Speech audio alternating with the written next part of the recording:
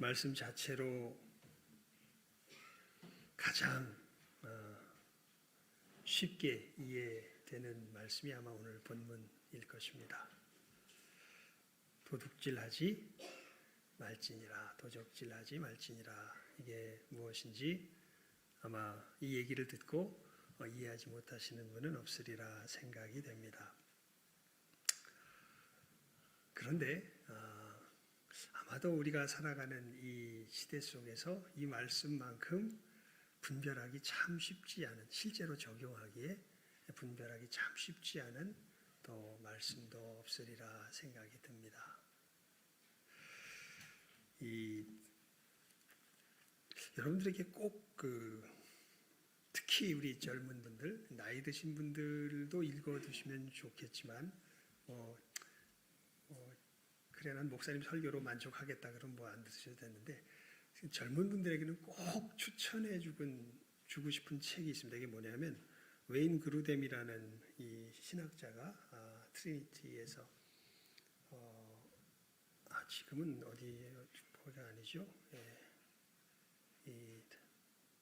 지금은 미국 피닉스 신학교 연구소의 교수님도 지금 사역하고 계시다 그러는데 하나님을 영화롭게 하는 비즈니스라는 책이 있습니다. 이게 왜 그러냐면 아마 이분의 이 서론을 보면 읽어드리면 아마 우리 특별히 기독교인들 특히 젊은 사람들이 지금 이 시대를 살아가는 젊은 사람들이 반드시 꼭 읽어봐야 되겠구나라는 생각을 아마 하게 될 것 같습니다. 왜냐하면 여러분 사업하는 게 우리가 지금 살아가는 상황 속에 사회 속에서 사업하는 게 이 사업 자체가 선할까요, 악할까요? 전에 제가 말씀드렸죠. 남포교회에서 지금 부목사님으로 사역하고 계시는 우리 친구 목사님이 한 분 계신데 이분이 되게 똑똑한 분이라고 연대 경영학과와 또 철학과를 복수 전공을 하고 나온 사람인데 아마 되게 좋은 기업에 처음에 재무 파트인가요? 뭐 어느 쪽으로 기획 파트인가 어느 쪽으로 이제 취직을 해서 들어갔다가 사람이 워낙 똑똑하니까 기업에서 하는 그 기업에 자기가 하고 있는 활동들이 이게 부정직한 것이 양심에 찔려서 그것을 그만두고 나와서 이제 나중에 부르심을 받고 이제 목사님의 길을 걸어가게 된 사람인데 이분도 고민했듯이 또 아마 제가 예전에 이 전도사 시절일까요? 처음 목사가 됐을 때인가 뭐 그 시절쯤 됩니다. 지금부터 한 약 20년쯤 전이죠. 우리 특히 젊은 집사님들하고 성경 공부를 같이 했었는데 그때 한 집사님이 굉장히 심각한 얼굴로 저한테 질문을 했던 그 질문이 기억납니다. 뭐냐면 목사님 장사하면서 이윤을 남기는 것이 이게 성경에 맞는 일일까요? 이러한 질문을 받았던 기억이 납니다. 그러니까 비즈니스는 근본적으로 선한가 악한가? 이제 웨인 그루뎀이라는 분이 이렇게 이 하나님을 영화롭게 하는 비즈니스라는 이 제목의 책을 내면서 이렇게 시작을 해요. 오늘날 많은 사람에게 이윤, 경쟁, 돈 등의 용어는 물론 비즈니스라는 단어조차 도덕적인 의미에서 부정직한 의미로 들린다. 사업한다 이러면 사업 크게 한다 이러면 일단 우리는 저 사람 존경스러운 사람이다라는 생각을 합니까? 아니면 뭔가 저 인간 부정을 저질렀을 거야 라는 생각을 먼저 하게 됩니까? 부정적인 의미로 들리죠. 비즈니스라는 사람들은 죄책감이라는 희미한 구름 아래에서 괴로워할 때가 많다. 비즈니스가 필요하긴 하지만 도덕적 관점에서 보았을 때 잘해야 중간밖에 가지 못한다는 생각 때문이다. 비즈니스 자체가 도덕적으로 선하다고 생각하는 사람은 거의 없다. 지금 우리가 가지고 있는 생각을 아주 잘 꼬집어서 이야기해 주고 있죠. 그러면서 이제 이 앞에 미국 사회에서 일어났던 여러 큰 기업에서 저질러졌던 부정직한 일들을 몇 가지 예를 든 다음에 비합법적인 행동 등 비즈니스 세계에서 발생한 추악한 비리들은 비즈니스의 비즈니스 자체에 비리를 지향하는 속성이 내재되었을지 모른다는 의혹을 강화시켰다. 비즈니스는 곧 의혹이란 칙칙한 구름을 벗어나지 못한다. 그러잖아요, 여러분. 사업하는 분들이 보면 왠지 내 앞에서 이야기할 때, 사업 얘기할 때 뭔가 죄인처럼 쭈뼛쭈뼛하면서 이야기하는 느낌을 들 때가 많이 있습니다. 그런데 정말 그럴까? 예. 하나님을 영화롭게 하려면 어떻게 해야 할까라는 질문에 비즈니스에 뛰어들어라고 대답하는 사람은 거의 없다. 예. 어떤 직업을 가져야 하나님의 이름을 영광스럽게 할까요? 라는 거 묻는 학생에게 비즈니스 사업을 해라! 라고 대답하는 사람도 거의 없을 것이다. 처음 만난 사람이 저는 이런 비즈니스에 종사하고 있습니다 라고 설명할 때 훌륭한 직업으로 하나님의 이름을 영화롭게 하시네요 라고 반응하는 사람도 거의 없다. 예. 그러나 나는 이 책에서 바로 그 비즈니스를 통해 하나님을 영광스럽게 할 수 있음을 주장하려고 한다. 이렇게 이야기합니다. 그러면서 이렇게 이제 구체적으로 뭘 얘기할지를 이 책에서 이야기를 해요. 하나님을 영광스럽게 한다는 말을 들으면 하나님께 찬양하고 감사하는 예배나 사람들에게 하나님에 관해 이야기함으로써 하나님을 영화롭게 하는 전도를 연상한다. 전도와 구제사역, 예배당 건축, 헌금으로 하나님을 영화롭게 하는 일을 연상하기도 하고 하나님을 공경하며 사는 윤리적인 생활이나 기도와 일상 속에서 마음으로 하나님을 의지하는 신앙의 삶을 연상한다. 예배와 전도, 구제, 윤리적인 생활, 신앙의 삶, 이 5가지는 분명히 하나님의 이름을 영화롭게 하기 위한 합당한 방법이다. 그러나 이 책에서는 그런 것들에 초점을 맞추지 않겠다. 예. 그 대신 나는 비즈니스 자체에 초점을 맞출 것이다. 말하자면 교회가 수행하는 사역에 비즈니스가 기여할 수 있는 목 같은 내용을 다루지 않겠다는 것이다. 무슨 얘기냐면요. 그냥 교회가 하는 일에 비즈니스가 도움이 되면 그게 하나님께 영광을 돌리는 것이 이게 사실은 비즈니스를 통하여 하나님께 영광을 돌리는 게 아니라는 겁니다. 나는 다음 11가지 비즈니스 행위의 구체적인 국면들에 초점을 맞출 것이다. 소유권, 생산성, 그리고 고용이죠. 상거래, 거래하는 거래행위, 이윤, 돈, 소유의 불균형, 경쟁, 차용과 대출. 이거 자체가 이제 아마 여러분들이 제가 소개를 해드렸는데 이분이 하나님의 말씀이 어떻게 이런 부분들에 대해서 이야기하고 있는가를 제대로 읽어보신다면 길지도 않아요. 책이 두껍지도 않아 얇아. 그러니까 아마 여러분들 사서 읽어보시면 좋을 것 같아요. 정말 현대를 살아가는 우리 하나님의 사람들이 그러니까 여러분 이윤을 남기는 게 이게 하나님께 영광을 돌리는 일일까요? 그냥 부정직하게 이윤을 남기면 안 되지 뭐 이런 정도의 생각 속에서 이윤에 대해서 이윤이라는 말 자체가 붙는 순간 우리는 어떤 생각을 하게 됩니까? 이게 선한 거다 악한 거다. 기껏해야 악하지 않은 정도가 될 거다. 근데 이윤을 남기는 것 자체가 사실은 그 자체의 행위로서 보게 되면 굉장히 선한 것이다라는 것을 이분이 성경을 통하여서 우리들에게 잘 말해줍니다. 소유의 불균형이 생기는 게 이게 선한 것일까요? 악한 것일까요? 이거 지금 우리 사회에서 뭐 공정 이거 얘기하면서 결과의 공정, 기회의 공정 여러 지금 논쟁이 있으면서 여러 이야기들이 드러나지 않아요? 그런데 사실 우리들 잘 압니다. 여러분 누구도 똑같은 사람이 없습니다. 그거 자체가 그러면 나쁜 건가요? 그렇지 않습니다. 이런 부분들이 왜 나쁘지 않고 선한 것인가라는 것에 대해서 그리고 경쟁, 차용과 대출 이 문제도 사실은 이제 큰 문제가 되죠. 여러분 돈 빌려주고 하는 것들이 이게 나쁜 걸까요? 사실 이 문제는 우리가 오늘 말씀 속에서 오늘 말씀이 뭐예요? 우리 그건 확실히 합시다. 오늘 말씀이 뭡니까? 도적질하지 말라. 이거 의미를 모르지 않습니다. 도적질하면 안 되지. 그냥 더 설명하기가 무색할 정도로의 이야기예요. 조금 설명을 조금 구체적으로 더 붙여서 하다 보면 제가 우리 말씀 강론 안에다 이렇게 간단하게 우리가 계명을 살피는 그 렌즈를 통하여서 잠깐의 설명을 달아놓았죠. 이상도 할 얘기도 별로 없어요. 그러니까 내 이웃의 가시적, 비가시적 소유에 대해서 우리가 어떻게 해야 되는지. 그러니까 놀랍게도 우리는 하나님을 닮았기 때문에요. 하나님께서 우리들에게 주신 것들을 우리가 존중하면서 그걸 세워주는 삶이 사실은 이 5계명부터 9계명까지 10계명은 묘하게 이 사람에 대한 것과 하나님께 대한 것이 이렇게 사실은 융합되어 있는 참 놀라운 계명입니다.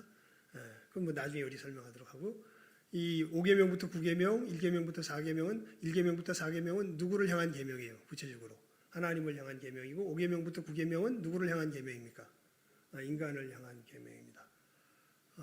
그리고 이것을 이제 예수님께서 그래서 이 10계명을 이렇게 요약을 해주죠. 첫째는 마음을 다하고 목숨을 다하고 힘을 다하여 주 너희 하나님을 뭐하고?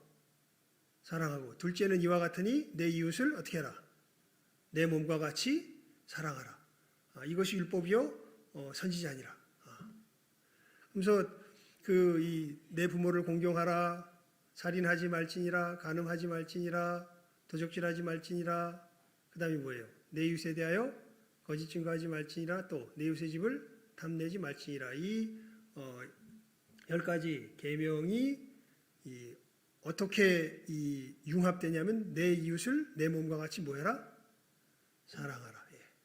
이 사랑하라는 것은 다른 것 아니죠. 여러분, 그래서 우리가 지난주에 그런 부분들도 살펴보죠. 사랑이라는 게 친절과 다르다 그랬죠.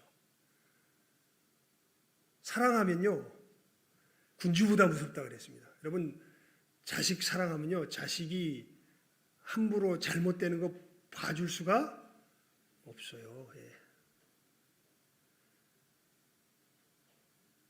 삐뚤어져 있는 부분이 있으면 이 삐뚤어져 있는 부분을 어떻게 해서든지 붙들어서 세워주려고 하는 것이 누구예요? 그게 부모예요. 그거 안 하면 그래서 자 우리 볼까요? 히브리서 12장 한번 펴보십시오. 히브리서 12장입니다. 히브리서 12장.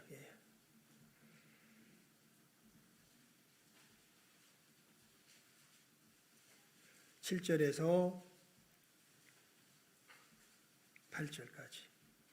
7절에서 8절입니다. 그리고 9절까지.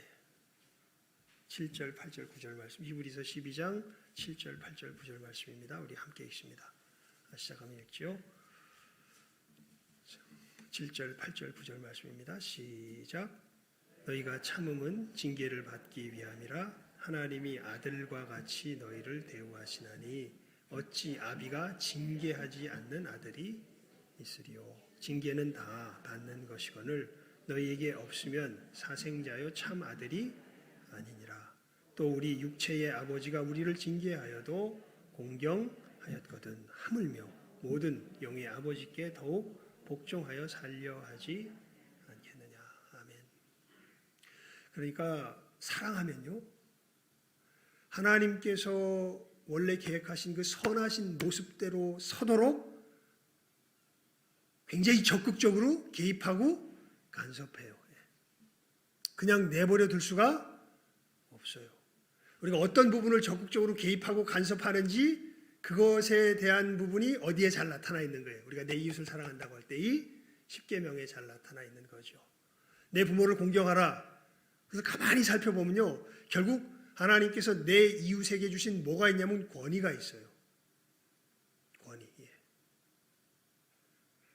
권위를 지켜줄 줄 알고 세워줄 줄 아는 것이 그 계명의 본질에 사실은 포함되어 있습니다. 살인하지 말지나. 여러분, 사람의 생명은요 인격에 있습니다. 그러니까 살인하는 것이 결국 미워하고 하는 것이 그 사람의 인격을 짓밟는 것과 아주 직결되어 있어요. 여러분, 누가 실수로 내 팔 부러뜨리면 그 사람은 정말 급하게 어머님이 쓰러지셔가지고 병원으로 뛰어가다가 나랑 부닥쳐서 내 팔 부러뜨리라고 해봅시다. 이 사람만 우리가 미워합니까? 미워하지 않죠. 그런데 아무 이유 없이 나를 향하여서 모욕하며 내 자존심을 짓밟는 말을 하고 내 부모를 욕하는 말을 합니다. 그럼 이 사람 우리 어떻게 돼요? 용서가 돼요, 안 돼요? 용서가 안 되죠. 예. 피해로 보면은 후자는 말 몇 마디 한 것밖에 없어요. 그냥 예. 근데 이 사람은 우리가 용서가 돼요, 안 돼요? 용서가 안 돼. 근데 앞에 사람은 내 팔을 부러뜨렸어요. 근데 이 사람은 용서가 돼요, 안 돼요? 용서가 돼요. 예. 정말 우리에게 중요한 것이 뭐냐면 우리들 속에 있는 인격입니다. 예. 그러니까 인격을 지켜줄 줄 아는 것이죠. 살인하지 말라는 이야기는. 간음하지 말라는 건 정체성을 지켜줄 줄 아는 겁니다. 참 이것이 막 무너져내. 그래서 동성애 우리 결사반대해야 돼요, 사실은. 이러면 예의를 갖춰서 반대해야 돼. 예, 우리 사회 속에서 하나님께서 주신 우리들의 정체성을 이렇게 인간 스스로 허무는 일에 대해서 우리가 가만히 있으면 누구를 사랑하는 게 아니야. 누구를 사랑하는 게 아니에요. 내 이웃을 사랑하는 게 아니에요. 거짓에 속아서. 예. 하나님이 주신 창조 질서를 부수며 교만한 스스로 만든 허황된 인권이라는 하나님의 창조 질서와 어긋나는 것을 떡하니 가치로 세워놓고 진정한 우리의 정체성을 부수려고 하는 이러한 모습에 대해서 우리가 가만히 있는 건 이것은 우리가 내 이웃을 사랑하는 길이 아닙니다. 자, 도적질하지 말라는 건 뭘 지켜주라는 거예요? 그런 의미에서 내 이웃에 뭐가 있어요? 소유가 있어요. 소유. 하나님께서 소유하게 하신 것. 이것은 가시적인 것이 있고 또 비가시적인 것이. 가시적인 것은 그냥 물질이죠. 비가시적인 것은 우리들의 창조적인 능력과 어떻게 보면 노동할 수 있는 힘 같은 것들이 사실은 이 비가시적인 겁니다. 그래서 여러분 도적질하지 말라는 계명의 첫 번째 예로 하나님께서 주신 게 뭔지 아세요? 도적질하지 말라라는 이 예로서 뭐가 도적질이라고 이야기했냐면 그게 출애굽기 21장 16절에 나옵니다. 출애굽기 21장 16절. 예.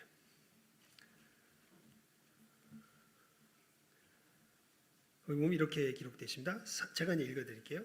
사람을 후린 자가 그 사람을 팔았든지 자기 수하에 두었든지 그를 반드시 죽일지니라. 즉 사람의 인신매매범이죠. 사람의 무엇을 뺏은 사람? 자유를 뺏은 사람. 이 일이 성경에 보면은 도적질의 첫 번째 예로 나와요. 예. 그러니까 여러분 내 이웃에게 하나님께서 주신 고유한 소유들이 있습니다. 예. 여러분 이것을 우리가 뭐 해줄 줄 알아야 돼요. 지켜줄 줄 알아야 돼요. 예. 함부로 빼앗으면 그게 이제 뭐 하는 거예요? 이게 도적질하는 거예요. 그러면서 이 도적질에 있어서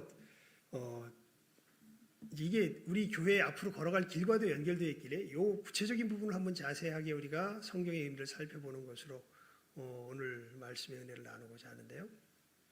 실질적인 문제들 중에서 특별히 이윤과 대출에 대한 겁니다. 예, 이윤과 대출에 대한 것. 여러분 빌려주는 거, 대출해 주는 거, 꾸어주는 거. 이거 성경이 허락할까요? 허락하지 않을까요? 우리가 보통 이렇게 알고 있죠. 야, 누가 와서 우리 성도들끼리 뭐 돈거래에 있으면 돈거래 해라 하지 말아라. 하지 말아라. 그냥 달라 그러면 그냥 뭐 해라. 꾸어주지 말고 뭐 해라. 줘라. 이렇게 얘기를 하죠. 예. 그래서 여기에 대한 어떤 근거로서요. 우리 출애굽기 22장 25절, 레위기 25장 35절, 신명기 23장 19절인데 비슷한 얘기입니다. 우리 출애굽기 22장, 출애굽기를 폈으니까 출애굽기 22장 25절만 우리가 함께 먼저 살펴봅시다. 출애굽기 22장 25절.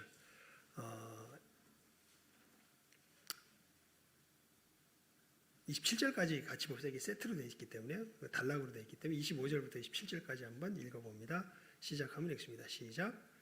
네가 만일 너와 함께한 나의 백성 중 가난한 자에게 돈을 꾸이거든 너는 그에게 체주같이 하지 말며 별일을 받지 말 것이며 네가 만일 이웃의 옷을 전당 잡거든 해가 지기 전에 그에게 돌려보내라. 그 몸을 가릴 것이 이뿐이라. 이는 그 살의 옷인즉 그가 무엇을 입고 자겠느냐. 그가 내게 부르짖으면 내가 들으리니 나는 자비한 자임이니라. 아멘. 이윤을 받으니까 구워줘서 그 구워준 것에 대해서 이윤을 받는 거. 이것에 대해서 사실은 중세시대 때나 캐톨릭 같은 데서 이걸 굉장히 정죄합니다. 그래서 그냥 구워주면 뭐만 받으면 돼요. 먼 것만 받으면 돼. 뭘 요구하면 안 돼. 이자를 요구하면 안 돼. 그런 이자를 요구하지 말라는 얘기가 제가 조금 전에 말씀드렸던 출애굽기 22장 25절, 레위기 25장 35절, 신명기 29장 23장 19절 같은 데 보면은 나와 있습니다. 그리고 신약 성경에 오면 아예 그냥 그런 사람들 예를 들죠. 이 재산 문제 가지고 교회 내에서 해결을 못 보고 어디까지 가지고 가는 사람들이 있어요. 세상 법정까지 가져가는 사람들이 있어요. 그래서 아예 사도 바울이 뭐라 그러냐면, 야 차라리 뭘 봐라. 손해를 봐라. 왜 하나님의 이름에 먹칠을 하냐. 그냥 차라리 네가 손해보고 말아라. 그러면서 이제 아까 이야기했던 그런 이야기들을 하죠. 우리가 이런 부분에 있어서 특히 성도들 간에 금전적인 문제들이 얽혀가기 시작할 때 이게 꾸어주는 것이 상당히 힘들어 보이게 되는 상황들이 있습니다. 그때는 그냥 저 사람에게 필요한 부분들이 있고 나에게 물질이 있어요. 그러면 오늘 우리 뭐라고 인사했습니까? 이제 우리 오늘 뭐라고 인사했습니까? 받는 자보다 주는 자가 됩시다. 왜요? 예수님이 말씀하셨거든. 주는 자가 받는 자보다 뭐하다? 복되다 이렇게 말씀하셨거든. 사실 왜 그러냐면요. 이것은 좀 원리를 알 필요가 있는데요. 하나님이 우리 인간을 만들 때 우리는 나 혼자 독불장군으로 살아가게 만든 게 아니라 우리는 연합하여서 함께 만들어가며 살아가게 만드셨습니다. 그러니까 여러분이 지금 누리고 있는 것 중에 여러분 스스로 만들 수 있는 거 있어요, 없어요? 근데 지금 우리 지구상에 살았던 어떤 인간들보다 우리가 훨씬 더 많은 것을 뭐하고 살아요? 여러분 조선시대 임금이 여러분처럼 많이 누릴 것 같아요? 사실 누리는 양으로 보면 우리는 누구보다 더 많이 누리며 살아가. 조선시대 임금님보다 훨씬 더 많은 것을 누리며 살아가요. 그냥 물리적인 어떤 양으로 보면 조선시대 임금님 할래, 지금처럼 살래 이렇게 하면 그 객관적으로 비교해 보면 아마 거의 10명의 9은 누구 안 택하고 조선시대 임금 그 조선시대 살아보면 그 에어컨도 없고 히터도 없고요. 그래서 임금 또 목욕하려고 그러면 또 지가 할 수 있나 또 옆에서 되게 귀찮아요 그거. 훨씬 더 많은 걸 누려요. 왜 이렇게 살 수 있나요? 사실은 우리 각자가 생산해낼 수 있는 것들에 완벽하게 집중할 수 있는 사회 시스템이 갖추어져 있어서 그래요. 옛날 사람들은 자기에게 필요한 수많은 것들 대신 다 거의 누가 만들어서 살아갔습니까? 자기 자신이 만들어 살아갔어요. 근데 지금은 우리는 굉장히 특정한 영역, 굉장히 협소한 영역만 내가 만들어요. 그리고 이것이 시장이라고 하는 이곳에 풀려나와서 다 함께 이것을 만든 것들을 공유하면서 살아가는 사회 시스템이 형성됐기 때문에 우리가 뭘 누리며 살아가요? 이렇게 풍성한 것을 누리며 살아가요, 사실은. 그래서 그리고 왜 이렇게 살아가냐면 하나님이 우리를 그렇게 만드셨어요. 그래서 도적질하지 않는 게 그래서 중요해.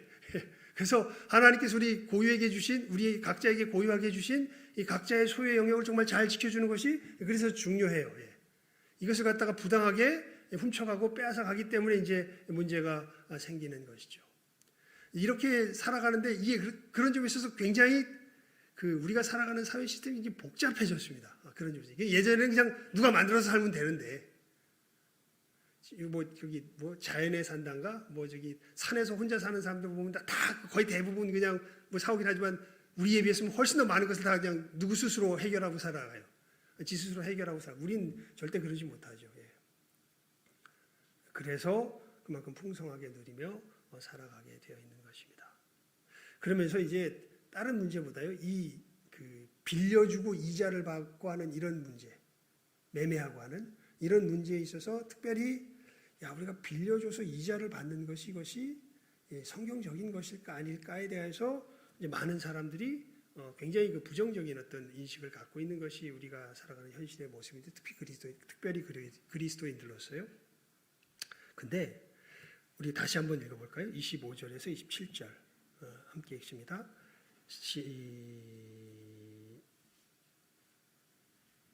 25절만 읽읍시다. 시작. 네가 만일 너와 함께한 나의 백성 중 가난한 자에게 돈을 꾸이거든 너는 그에게 체주같이 하지 말며 별일을 받지 말 것이며. 그러니까 여기 보면 하나님께서 무엇까지는 허락을 하세요? 돈을 꾸어주는 것까지는 허락을 하세요. 그런데 그 사람이 특별히 어떤 사람이야? 가난한 사람이에요. 그러니까 이것을 갚을 능력이 있기보다는 고스란히 빚으로 남을 사람이에요. 하지만 이 사람은 꾸었기 때문에 결국 나중에는 어떻게 해야 돼? 갚아야 돼요. 그래가지고 우리 성경 말씀에 보면 나중에 그 안 되니까 막 뭘 팔아. 하나님께서 이스라엘 백성들에게는 다 뭘 주십니까? 땅을 주시죠. 근데 그 땅을 자기가 갚을 능력이 안 되니까 땅을 어떻게 해요? 팔아서 그것으로 이제 뭐 갚기도 하고, 심지어는 뭐까지 파냐 하면 우리 저기 느헤미야 에스라에 보게 되면 자기 목까지 팔아요. 어떻게 보면 자녀까지 팔죠. 이게 빚을 갚기 위해서. 그렇게 되는. 근데 이스라엘 백성들은 우리가 판다는 의미하고 좀 달라요. 거기서는 땅을 팔아도 땅은 영원히 누구 것이기 때문에, 하나님의 것이기 때문에 사용권만 주는 거예요. 사실 그래서 50년 지나가면 다 다시 누구 땅 돼? 다시 자기 땅 돼요. 하나님께서 그 사람에게 주신 땅이기 때문에. 그래서 이제 사용권만 파는 게 돼서 그렇게 정말 삶이 뭐라 그럴까요? 이 땅에 우리가 범죄하여서 아담의 타락함 가운데 범죄함 있는 동안에 여러분 이 땅에서 절대 사라지지 않을 게 있는데, 그게 뭐냐 하면 가난이에요.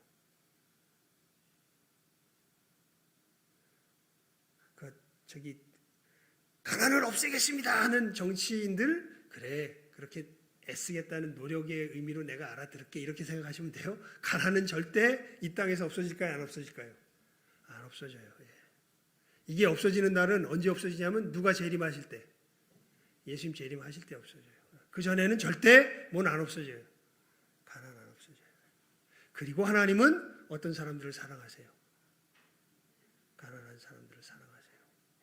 그래서 여러분 그 시편 37편 26절 한번 펴보셔서 읽어봅시다. 시편 37편 26절입니다. 시편 37편 26절. 25절, 26절. 25절, 26절. 그래서 의인을 늘 이렇게 표현해요. 의인의 어떤 그 결과적인 모습은 늘 이렇게 나타나요. 하나님 앞에서 의로운 사람의 모습이 늘 이렇게 나타나요. 25절, 26절입니다. 시작 한번 읽습니다. 시편 37편 25절, 26절입니다. 시작. 내가 어려서부터 늙기까지 의인이 버림을 당하거나 그 자손이 걸식함을 보지 못하였다. 누가 의인인데요? 저는 종일토록 은혜를 베풀고 꾸어주니 그 자손이 복을 받는도다. 누가 의인입니까? 어떤 의인의 모습은 어떻게 나타납니까? 26절에 나타나죠. 저는 종일토록 뭘 베풀고? 은혜를 베풀고 뭐해요? 꾸어줘요. 그러니까 누가 복을 받는데? 그 자손이 복을 받는도다. 그래서 여러분, 꾸어주는 것 자체는 성경이 금해요, 금하지 않아요? 금하지 않아요. 그리고 꾸어준 사람, 이제 내가 꾼 사람은 꾼 것을 반드시 사실은 뭐 해야 돼요? 갚아야 돼요. 물론 이 사람이 꾸어준 사람이 사정을 봐서 도무지 이 갚을 상황이 안 되는구나, 뭐 해줄 수 있어. 이게 이제 우리 100달러는 1만 달러한테 빚진 자 거기 비유에 나오는 거예요. 뭐 해줄 수는 있어요. 탕감해 줄 수는 있어요. 하지만 이것도 악한 겁니다. 내가 없어. 그러니까 있는 사람한테 가서 내놔. 이것도 하나님 앞에서 선한 게 아니라 뭐 한 거예요? 악한 거예요. 당연히 애를 써야죠. 근데 안 되니까 도움을 받기 위해서 뭐 하는 거예요? 꾸는 거죠. 근데 꾸어주는 사람처럼 이 사람 가난한 사람이야. 능력이 부족해. 해서 여기에 이자를 하면은 원금도 못 갚을 사람 지금 상황인데 이거 어떻게 해? 그러니까 이런 사람에게 뭘 받지 말아라. 별일을 받지 말아라. 그게 어디에 말씀이에요? 우리가 아까 읽었던 출애굽기 22장의 말씀입니다. 그러면서 여러분 놀라운 말씀이 또 하나 있는데 그게 뭐냐면 예수님이 직접 하신 말씀이에요. 우리 누가복음 19장 23절 말씀을 한번 펴봅니다. 누가복음 19장 23절입니다. 그러니까 이걸 좀 우리가 좀 알아야 돼. 알아야 이제 우리 그 교회에서 여러 가지 일들, 특별히 물질과 관계해서 하는 일들을 할 때 우리가 분명한 지침들을 가질 수 있습니다. 누가복음 19장 23절입니다. 함께 읽어볼까요? 예수님께서 문화 비유를 하시면서 하시는 말씀이죠. 한 문화 맡아서 그대로 가지고 온 사람 땅에 묻어뒀다가 그 사람에게 하는 말씀이죠. 시작 한번 읽습니다. 23절 말씀이에요. 시작. 그러면 어찌하뇨 내 은을 은행에 두지 아니하였느냐 그리하였으면 내가 와서 그 별리까지 찾았으리라 하고. 지금 예수님께서 이 사람을 왜 혼내냐면 이게 일을 안 했어요. 왜냐하면 엄한 사람이라고 생각해서 이거 가지고 손해봐서 잃어버리면은 내가 혼날까봐 일을 안 하고 그냥 그걸 가지고 그대로 땅에 묵혀뒀다가 고스란히 갖고 온 거예요. 그랬더니 네가 나를 엄한 사람으로 알았어? 그렇다면 어디다 맡겨서 은행에 맡기면 은행이 그걸 가지고 뭘 해요? 장사를 하죠. 돈을 굴리죠. 그래서 은행이 돈을 굴리면 그 굴리는 것에 대한 뭐가 생겨요? 이익이 생기고 그 이익에 대한 은행은 우리가 돈을 빌려준 것에 대한 대가로 뭘 줘요? 이자를 주죠. 예수님께서 지금 그거 너 왜 안 갖고 와서 이렇게 지금 말씀하시는 거예요. 예수님 말씀에 보면 어떤 부분을 이 부분에서 예수님께서 허락하고 계시는 걸 뭐냐면 이자를 받는 것을 뭐하고 계시는 걸 봐요. 허락하고 계시는 걸 보죠. 근데 어떤 의미에서 이자를 받냐면 이 돈을 빌려간 사람이 이것을 가지고 뭘 해요? 이윤을 남겨요. 그러면은 내 돈을 빌려가서 그것을 가지고 뭘 남기니까? 이윤을 남기니까 그 이윤을 남기게 되는 데는 누구의 공이 들어가 있어? 내 공이 들어가 있어요. 거기에 대해서 무엇을 받는 것이? 이자를 받는 것이 당연하다, 당연하지 않다. 당연하다라고 지금 이 상황을 가정하고서 예수님께서 어떤 말씀을 하세요? 누가복음 19장 23절에 말씀을 하고 계시는 것을 볼 수 있죠. 여러분 그래서 칼빈 아시죠? 우리 믿음의 가르침에 어떻게 보면 뼈대를 세우신 분이 우리가 실제로 예수님 어떻게 믿어야 돼요? 이것에 대해서 이렇게 믿는 것이 예수님 바르게 믿는 것이에요. 성경이 이렇게 이야기해요. 라는 우리들이 믿는 믿음의 가장 근본적인 뼈대를 하나님께서 놓게 하신 분이 칼빈이에요. 칼빈이 무슨 얘기를 하냐면 돈을 빌려주고 이자를 받는 것이 조건부로 합당하다, 합당하지 않다. 합당하다라고 이야기를 해요. 물론 가난한 사람들에게 이자를 받는 것은 이것은 해야 돼, 하지 말아야 돼. 그건 하지 말아야 돼. 하지만 이렇게 이윤을 갖기 위해서 빌리는 사람들에게 이자를 받는 것은 이건 합당하다, 합당하지 않다. 합당하다라는 것이 성경의 가르침인 것을 이야기합니다. 왜냐하면 아까도 말했죠. 이게 전체적인 대전제 속에서 우리는 우리 혼자 힘으로 살아가도록 지음을 받은 존재들이 아니에요. 우리는 어떻게 살아가도록 지음을 받았어요? 서로가 합력해서 함께 만들어가면서 이 세상의 것들을 다스리며 세상의 것들을 누리며 살아가도록 한 거예요. 그래서 우리 각자가 무엇인가를 기여하게 돼요. 여러분 그런 의미에서 이 이윤을 남기는 행위 자체는요. 우리가 정직하게만 이윤을 남긴다면 어마어마한 효율성을 우리 사회에 줍니다. 그러니까 이윤을 낼 수 있는 사람이 그 분야에서 일할 수 있게 돼요. 정직하게만 하면. 그러니까 가장 유능한 사람이 어디서 일하게 돼? 그 분야에서 일하게 돼요. 그러면은 제일 좋은 것을 누가 생산하는 사람이 그 분야에 있게 돼요, 사실은. 그래서 이윤을 내는 것 자체가 결코 악해요, 안 악해요? 악한 게 아니에요. 근데 이것을 우리가 부당하게 이윤을 취하니까 문제가 되는 것이죠. 왜 이야기를 이렇게 길게 했냐면요. 아내가 이제 여러분 아마 이거 우리 계속 기도해야 돼요. 뭘 기도해야 되냐면 우리 교회가 이대로는 있을 수 없을 것 같아요. 뭐냐면 엘리베이터도 놔야 될 것 같고 지금 연세들이 드시면서 올라오질 못하세요. 예. 그리고 우리 공간 자체가 사실은 이게 참 우리들이니까 아니까 서로 모여주지. 우리 어디서 외부에서 손님을 모시고 오거나 이웃 사회 사람들과 나누기에는 참 열악한 부분이 참 많아요. 예. 그래서 이제 지하실부터 일단은 조금 손을 대기 시작하면서 우리 공사를 시작하고 그리고 이 지하실 정도가 아니라 1층하고 뭐 4층이나 여러 곳에 조금 손을 봐야 되지 않을까 이런 생각이 있어요. 그리고 이것과 더불어서 사실 이제 우리가 지금 사택 자리를 왜 샀습니까? 교육관도 만들 수 있으면 만들고 주차장도 우리가 마련하고 하는 어떤 그런 목적 속에서 이제 우리가 마련을 했는데 이 사택을 처리하는 문제와 더불어서 우리가 이제 해야 되는 이러한 일들이 맞물려서 우리가 곧 결정을 해야 되는 상황들이 곧 닥칩니다. 그런데 이 문제를 놓고 한 가지 소식이 들려왔어요. 뭐냐면 이 사택을 팔면 지금 막 집값이 다시 뭐 이렇게 요동치고 되면서 우리 사택은 우리 교회와 여러 일조권 문제 때문에 업자들이 잘 사지 않는 이 땅이라 그럽니다. 이거는 그렇게 가치가 없대요. 업자들이 사서 우리 주변에 보면 이제 빌라막 올라가잖아요. 근데 그렇게 올라가기에 업자들이 사기에는 그렇게 가치가 없는데 만약에 우리가 짓는다면 훨씬 더 가치 있게 저것을 사용할 수 있다라는 소식을 이렇게 들었어요. 그래서 어느 정도 가치를 가질 수 있게 될 것일까라고 할 때 모르겠습니다. 더 자세한 건 알아봐야 되겠지만 일단 듣기로는 뭐라 그럴까요? 정말 잘만 되면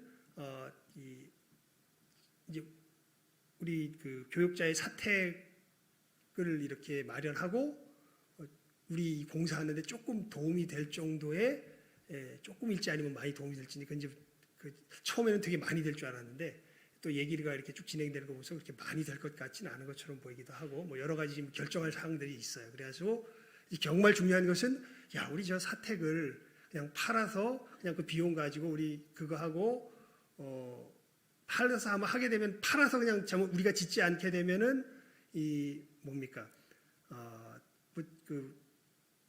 부교육자 사택은 꿈에도 못 꾸고 그냥 저 담임 목회자 사택 하나 구할 정도에다가 우리 공사를 할 수 있을 요 정도 돈이 조금 나올까 안 나올까 모르겠어요. 그 정도 선에서 그치게 될 거고 만약에 우리가 짓는다면 교육자 부교육자 사택이 나오는 정도까지는 될 것 같은데 거기에 더하여서 뭐라 그럴까요? 공사에 조금 도움이 될 수 있을지 없을지까지는 잘 모르겠고 그리고 그 건물 자체를 전세로 우리가 갖게 되면서 나중에 우리가 이렇게 애를 써서 이제 우리가 헌금하고 뭔가 모아가면서 그 건물 자체를 나중에 우리 소유가 되기 때문에 계속해서 가지고 있으면서 이 교회 일에 쓸 수 있게 될지 아닐지 이 문제를 가지고 이제 어떻게 해야 될지 결정해야 되는 상황이 오는데 이 문제를 가지고 우리 부서장 회의할 때 이제 먼저 이야기를 했습니다. 얘기를 하면서 하니까 한 질문이 나왔고 또 제 아내도 동일한 질문을 해요. 무슨 얘기를 하냐면 목사님 그렇게 하는 게 맞을까요?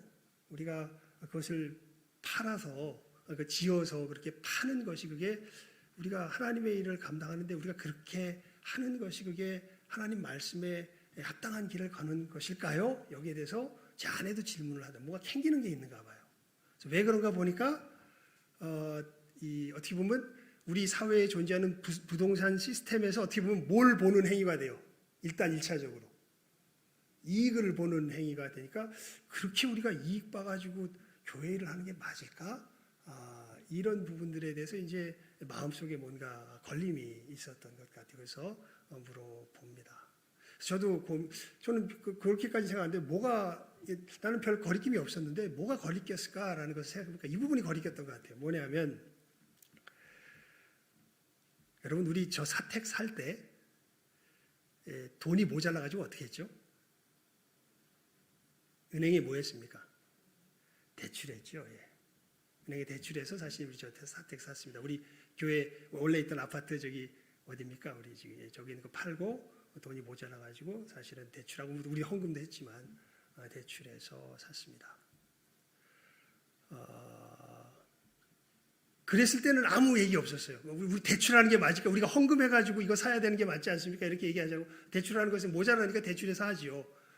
근데 사실 이제 이 다음에 우리의 이 앞으로 만약에 우리가 짓게 된다면 짓는 일에 대해서 이제 우리의 태도가 여기에 대해서 이제 따라 달라질 건데 만약에 우리가 이것을 짓고서 이것을 가지고 계속 이익을 보는 장사를 하게 되면 이것은 우리가 하나님 나라의 역사를 하는 것이 아니라 어떻게 보면 교회 사택 부지를 가지고 뭐 하는 행위가 돼버려요. 장사하는 계속해서 이윤을 추구하는 어떻게 보면 사업을 하는 교회는 사업을 하는 것은 아니죠. 이익을 추구하는 것은 아닙니다. 하나님의 나라의 역사를 이루어가는 것이죠.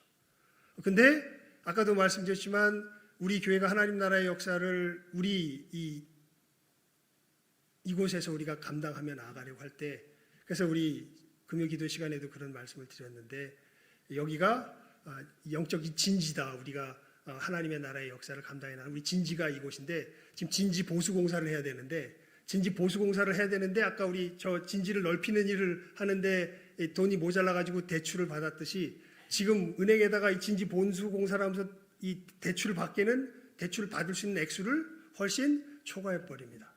그런데 만약에 이게 가능하면 사회 부동산 시스템을 통해서 어떻게 보면 그 대출을 받을 수 있는 길이 은행에 받는 게 아니라 사회 부동산 시스템을 통해서 받을 수 있게 되죠. 그럼 그 다음에 우리가 문제가 돼. 이걸 장사라면 문제가 되는데 그래서 제가 우리 부서장이 회의할 때 그런 제안을 드렸죠.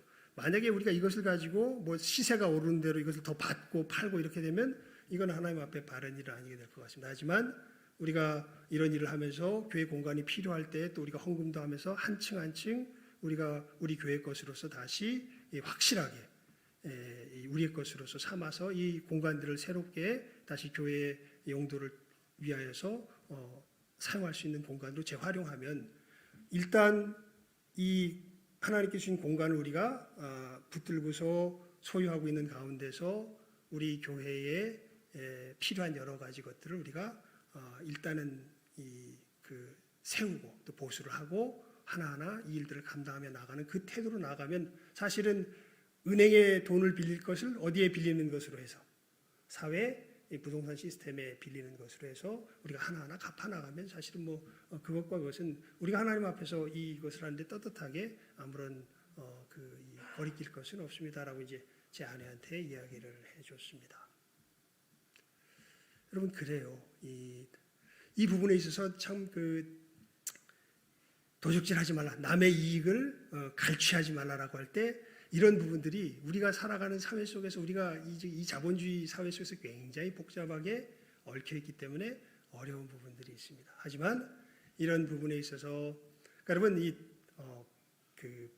빌려준다라는 것은 소유권을 넘기는 게 아니라 뭐만 주는 거예요. 사용권만 넘겨주는 거예요. 그래서 우리가 사용한 다음에 그 기간 안에 갚으면 돼요. 이제 그것은 가난한 사람도 해야 돼요. 사실은 우리도 다 해야 되는 것이죠. 이런 의미에서 아마 감당하면은 하나님의 뜻에 어그러뜨리는 그런 일들은 아니고 그 행위 자체가 나쁜 것은 아니죠. 뭐 간단하게 예를 들면 어디에다 우리가 대출을 받듯이 은행에다가 뭘 받듯이 대출을 받듯이 어디에다 대출을 받는 거예요. 부동산 시스템에 사실은 우리가 대출을 받는 거죠. 그래서 하나님 앞에서 우리를 감당하며 나가게 되면 그것 자체에 대해서는 큰 문제는 없습니다. 하지만 이제 이것이 어느 정도 이 교회를 우리가 세울 수 있는데 도움이 될 것이며 이것은 아직도 뭐가 미지의 부분들이 많아요. 뭐 세금이 얼마나 나올지도 아직 잘 모르겠고 실제로 건축비가 얼마나 들지도 잘 모르겠고 이런 것들을 이제 하나하나 좀 자세하게 살펴보면서 하지만 여러분 우리 교회에 다른 건 몰라도 엘리베이터가 필요한 건 어떻게 돼요? 그건 확실해요.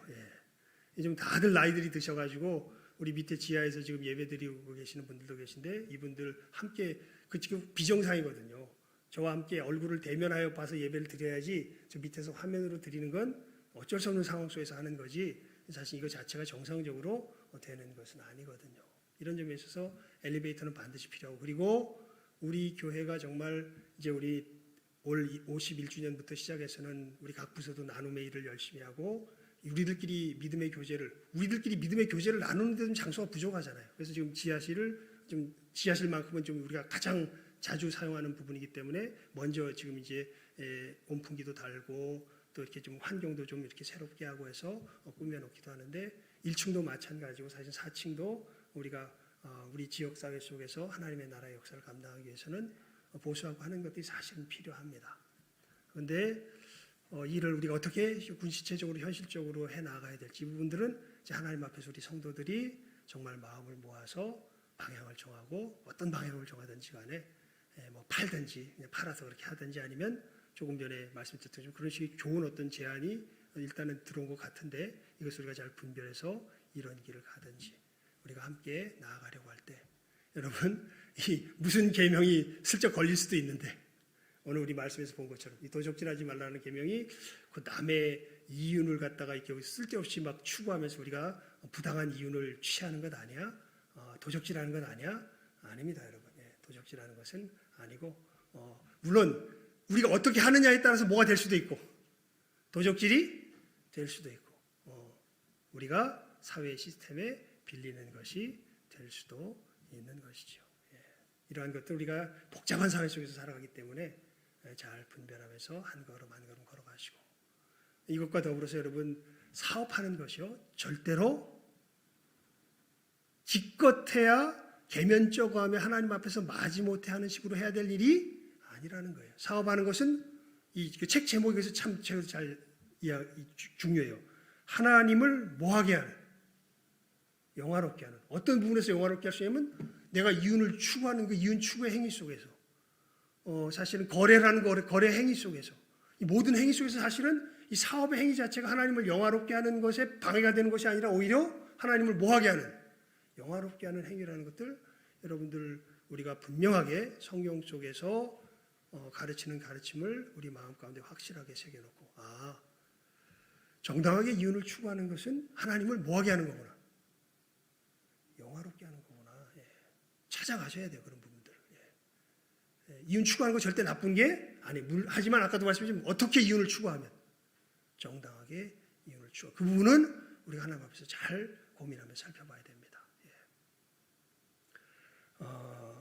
또 누군가를 고용해서 그 사람의 노동력을 사용하는 것 자체가 절대 나쁜 게 아니에요. 왜냐하면 그렇게 그 사람의 노동력을 사용하지 않으면 우리가 지금 하는 이 마이크도 만들 수도 없고 저 텔레비전도 만들 수도 없고 아무것도 못 만들어요. 사실은 그냥 우리 스스로의 힘으로 하게 되면은 굉장히 저급한 수준의 문화생활밖에 우리는 못 누려요.